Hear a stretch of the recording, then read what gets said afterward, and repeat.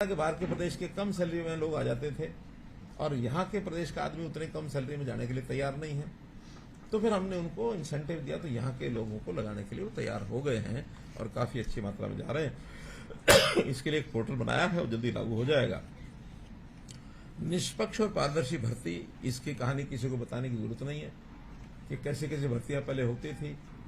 आज मैं ये कह सकता हूं कि 10 साल में 1/3 हमारा जो टोटल अमला है कर्मचारियों का 1/3 रिप्लेस हो चुका है इन 10 सालों में।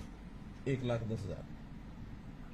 बिल्कुल ठीक है। और अगले 5 साल में, अभी तो 10 साल में किया है, अगले 5 साल में 1/3 और भी कर देंगे। बल्कि वैसे तो इसी साल में एक 60,000 के आसपास नए लोग आएंगे, तो फिर ये 60,000 आने के बाद तो लगभग आधा ही हो जाएगा 1/3 की बजाय। तो ये बहुत बड़ा परिवर्तन आपको वर्किंग सिस्टम में, सरकारी सिस्टम में देखने को मिल भी रहा है और आगे मिलेगा। अब इसमें डिटेल में जाने की जरूरत नहीं है, बस इतना ही है कि भर्ती कौन कैसे होता है, वैसे ही जैसा बोए बीज वैसा होए फल। तो बीज अच्छा बो के अगर हम कुछ करेंगे तो फल अच्छा आएगा। इसके लिए किसी आलोचना करने वाले वो अपने ढंग से करते हैं। कारण क्या है कि जो जनाब लोग नौकरी लेने के लिए लाइन में लगते हैं उसमें से भर्ती तो 20% होते हैं।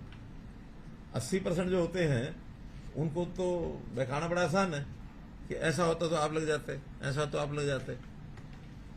अब 20% जो लगने उसका प्रोसेस ही तो तय किया हमने कि प्रोसेस ये रहेगा, कम से कम योग्यता के आधार पर लोग आगे आए लगे, उसी नाते से ही सब किया है। उद्योग और व्यापार को 14 में हमारा जो निर्यात था 1,59,000 नए उद्योग लगे हैं। एमएसएमई ज्यादातर होते हैं इसमें, और 12.5 लाख लोगों को इसमें रोजगार मिला है इन उद्योगों में, सिर्फ जो 1,59,000 है। बहुत से इसमें 7वां वेतन आयोग, ये हमारा देश का पहला राज्य है जिसने 7वां वेतन आयोग जो है इसको लागू किया था। कुछ कामों की मैं जरूर गिनती कराऊंगा आपके साथ। अंत्योदय सरल पोर्टल बनाया, हर गरीब आदमी के लिए योजना हमारे उस पोर्टल पर जाकर के ले सकते हैं। 54 विभागों की 675 योजनाएं और सेवाएं ये ऑनलाइन कर दी कि किसी को दफ्तर के चक्कर ना काटने पड़े। किसी को छोटे काम के लिए भी चंडीगढ़ भागते थे, फिर जो है बीच में गायब हो जाता था। हमने डीबीटी की सारी योजनाएं बनाई किसानों के लिए, जो उनको पैसा दिया शायद 80,000 करोड़ रुपए के लगभग हमने किसानों को सीधा उनके खातों में डाला है।